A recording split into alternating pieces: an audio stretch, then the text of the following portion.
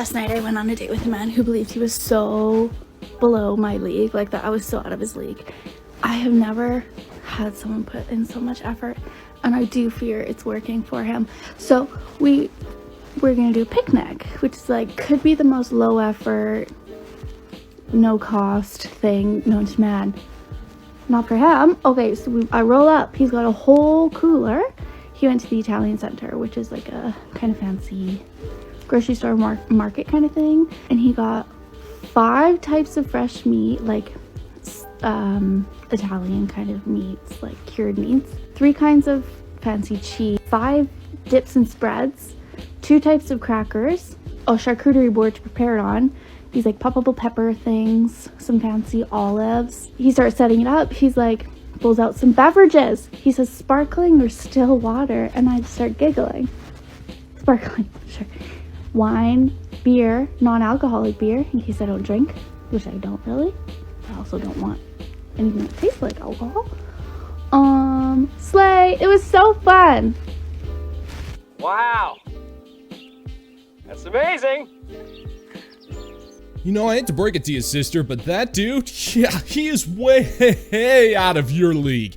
And he knows it too. I mean, first off, you're divorced. You said as much with the dumbass dating chronicles that you and your brood of divorced life failures love to document.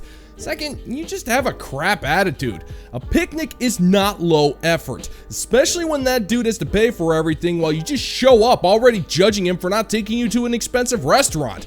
I am gonna give this guy some credit. Bringing prosciutto and some gabagool to a picnic on a first date is kind of a bold move. But hey, when a dude is out of your league, he can do whatever the hell he wants because he doesn't have to care about what you think. Now personally, I think this dude went overboard with everything. When you're dealing with a divorced life failure, 95% of planning is virtually going to be wasted. There's no point in putting in the effort because she's already going to be prepared to compare you to her ex, as well as wait for opportunities to dump her psychological baggage on you. So if you ask me, if you're gonna go with an Italian picnic, just grab yourself a sandwich and go to town like your favorite Italian mobster of choice. I prefer Paulie from Goodfellas, but hey, when you're the godfather of your own existence, you can chow down in any way you want, and no divorced life failure should be able to tell you otherwise. Just go out front, get yourself a sandwich, any kind you like, huh? Soda.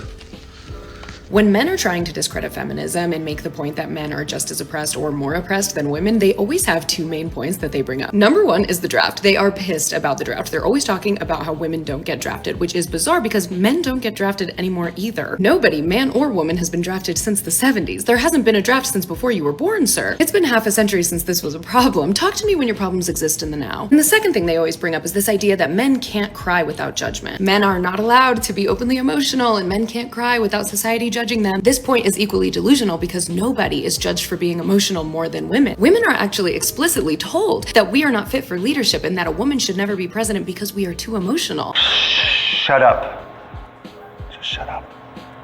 Huh, so you want to go there, huh? Well, okay, I got a brain cell to spare on your arguments, so let's go ahead and do it.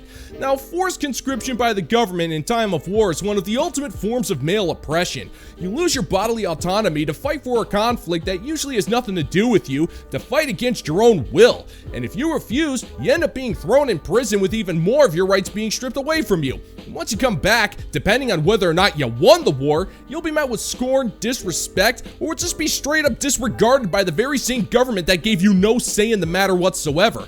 It doesn't matter if the draft hasn't been a thing since Vietnam. It's never been repealed, and men are still expected to sign up for the draft on their 18th birthday. But how is this for an Uno reverse card, sister? 99% of modern women's arguments are either a combination of historical references that are either irrelevant or taken out of context, or based on a combination of their feelings and internet comments. In other words, it's crap that doesn't affect you, yet you use these arguments to prove that you're oppressed, even though you don't have a modern day example to prove it. It's all crap that happened in the 1800s, but you bolster that argument with your feelings because you're an emotional train wreck who can't even control yourself when you're on the rag, and let's face it, woman, you're always on the rag. So from the looks of it, men are still more oppressed than you are, toots. Women's emotions are used as fodder to prove that we are illogical or inferior to men. So the idea that women are able to freely express our emotions without any societal punishment is so ridiculous and unfounded, I don't even know where to begin with you people. I would actually argue that men's emotions are more socially accepted. That emotion, of course, being anger. When a man gets angry and punches a hole in the wall or fights another man at a bar because he bumped into him on accident, it is not treated as evidence that men are all too emotional or like unfit for public office. Liar! Liar!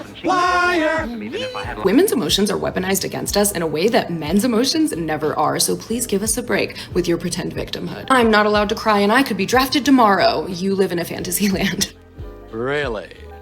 Oh, well, that's where you're just wrong, sister. Women are not only free to express your emotions without punishment, but you're doing it right now without any form of punishment. Modern women can go online, rip into men as a whole, physically attack them in public, not to mention call for mass sterilization, imprisonment, and condemnation of men in general. And not only will you not get punished for it, you're celebrated for being an emotionally unhinged lunatic. Meanwhile, if a man takes a second to be emotionally vulnerable with someone he trusts, any respect that man has goes right out the frickin' window. He's laughed at by the court of public opinion and gets publicly emasculated to an absurd degree. You expect men to be emotionally sensitive, but also non-violent because that's all we do apparently, except in times of danger when you want a man to protect you because that's also our job. In times of war, it's our job to go out and fight while you and your kind go out to find a flat-footed Chad on Tinder to party it up while the good men are dying because the government told them they had to. And if war were to ever happen and they change the draft law so you have to go and fight, I'm willing to bet an intergalactic space penny that you'll be the first to go online to cry oppression and talk about how it's our job to go out there to be angry and violent. Otherwise, I suggest you people stand post.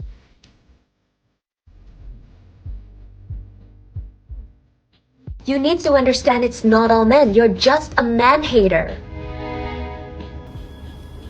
我整咗啲 chocolate chip cookie 俾你。Oh, nice. All chocolate chip? 泣いたんも。 No, not all. 12個作ったんだけど、11個はチョコチップだよ。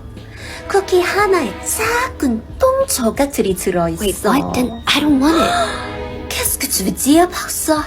只有一塊有時。你揀到 poopy cookie 嘅可能性實在太低啦。Yeah, but I still can't risk it. 나 bukan semua cookie pun. 자, kau cookie hater What? Of course I'm not. I'm not. You're so emotional. Officer, ude uye one ue I am. ¿Dónde está la biblioteca, mujer? Porque mi cabeza está anaranjado. See? I can speak foreign gibberish as well, sister, because your argument is just that. It's gibberish, and insulting men in multiple language doesn't make it any more valid. If anything, it just shows how smug and stuck up you are by acting like you're better than the men who make a valid point. Now granted, to a certain degree, I might agree with you. You do need to be careful and aware of your surroundings, and you should definitely be practicing some common sense. But it's a problem with statistics. You see, the vast majority of men out there are not violent criminals. In fact, I'd be willing to go so far as to say a significantly large portion of us out there wish you no harm to speak of. However, you legitimately think most of us are just psychopaths, and you want to blame us for the small percentage of the male population out there who are straight up psychos. And let's just be real here, the dangerous men are the ones you actually want. They meet your fantasy of an exciting life, and you think that the proud members of the illustrious Bottom 95% Club are exclusively the violent ones. Well, to that I say, den crees que riechen und schmecken nach excrementer. And I see bangis virsicos blieben van hule. And finally, vos ovles sont bien sur le point d'expirer. And yeah, my accent might be off on those, but sister, uye, us j, as upitste, as e they, s tray of m they. Amen.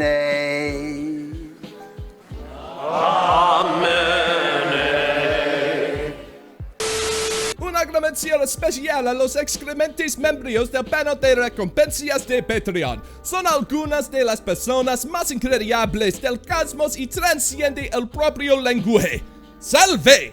And if you're interested in supporting the channel, check out the bounty board over on Patreon, where for $5 a month, you can get access to exclusive content you're not going to find on YouTube. Links in the pinned comment down below if you want to check it out. Men don't know how to be men anymore. If a woman is in her container and a man is in his container, If you want to engage with a woman, and we're just talking about heterosexual relationships right now because that's my experience. If you want to engage with a woman as a man, you have to go to the edge of your container to meet the woman at her edge of her container. What I'm seeing all the time is men who make a woman go into the man's container in order to engage. And it creates an energy imbalance because it's not clean. What does it actually mean to come to the edge of your container as a man? Owning how you feel. Fully filling out your container means owning how you feel. And then letting the woman decide whether she wants to meet you at your edge or not. Ew. Woman, I don't think it's a wise idea for you to be talking about a clean container when you've clearly had so many Johnsons that you're on a first name basis with your pharmacist for every time you had to get antibiotics and wart cream. Because you're just straight up wrong on this one. Modern women went out of their way to demonize masculinity while also denying their own femininity, and then you turn around when the only masculine men out there are the same ones who don't have to do anything to get your attention. In fact, you go out of your way to play with his container when you fail to realize that dude's container is exit only. If you want that man to actually provide something to you, you actually have to give him a reason to. And you know how you don't do that? By lecturing a dude on the virtues of masculinity while also giving him the 1,000 Chad stare. You think that men don't own up to their feelings when that's what they're doing when they pump and dump your container that you love to talk about? It's pretty simple. That man's container is his own container, and he doesn't have to meet you at your container's level when it's half empty and the other half is a combination of regret, impossible expectations, mistrust, and at least one diagnosed case of syphilis that we know of. So what's in it for the man? Well, I'm gonna tell you. It's nothing. So why should he be putting in the effort when you're lecturing him to hide the fact that you're not willing to do that? Well, he's not. He'd rather stay clean and keep away from your stupid container. You should not jump into her container. That's when we get threatened. That's scary. So like a real life example of this is when you've been seeing somebody and you want them to be your girlfriend, you say, I want you to be my girlfriend. And then let her decide if she wants to meet you there. Or if you're before the dating stage and you are just starting to see somebody or want to go on a first date with somebody, say, I would love to go on a date with you. I would love to see you at X time and do X thing. And let them agree or disagree. This like wishy-washy, like trying to get the other person to take the initiative is not what a man is. And I know this gets at like traditional gender roles and it can get a little sticky and it can make people mad. But I genuinely think that there is a masculine and a feminine role when it comes to energetics.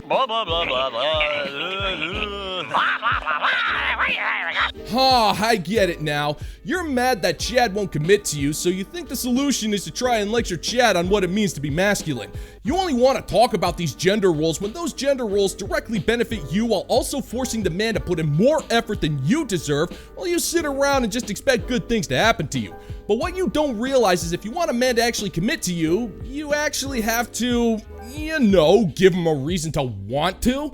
Sister, you're not doing that. You just get angry that you're constantly chasing after the worst men possible and expecting them to give up his time, money, freedom, and peace for a woman who's so worthless she has to speak in nonsensical metaphors to try and own a dude who couldn't care less what she thinks. You refuse to accept that the men you want do not want you. And why should they? You honestly think you're in a position to somehow teach these dudes how to treat you. And the best part is that you think these dudes are gonna listen and take what you say to heart. Well, woman, when you're speaking gibberish to try and get out of actually putting in effort to keep a man's interest, it's not gonna work out for you. All you're doing is setting yourself up for a few years of men wanting to play with that moldy container of yours before even that has zero value. And when you consider your value is already in the freaking gutter, then sister, I gotta tell ya, that's freaking saying something.